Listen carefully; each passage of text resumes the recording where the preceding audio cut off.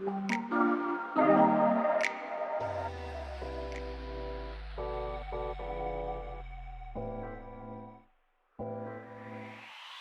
sahabat Arcade Living, balik lagi bareng aku Astri Kania. Kali ini kita bakal melihat salah satu project unit apartment yang baru selesai dibikin oleh Arcade Living loh. Nah, mulai dari awal video kita udah lihat ya, sebenarnya area ini nggak begitu luas, sekitar 27 meter persegi. Tapi itu yang jadi challenge buat kami. Gimana ya caranya bikin area yang nggak terlalu luas jadi tetap nyaman, fungsional, dan eye catching gitu. Salah satu caranya di sini kita pakai material finishing kombinasi warna natural seperti tekstur kayu, semen, dan juga marmer.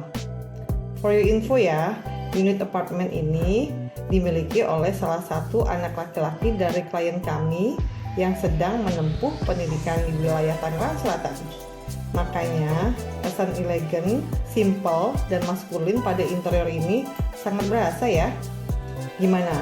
Keren kan hasilnya? Jadi Arcade Living sendiri nggak cuma bisa ngerjain proyek yang besar atau areanya luas ya. Apartemen atau ruangan di rumah kamu yang luasnya terbatas juga bisa kok disulap jadi lebih keren, estetik, atau cantik. Semua kebutuhan interior kamu bisa banget loh disesuaikan dengan budget yang ada. Arcade Living, transforming an ideas into a living concept.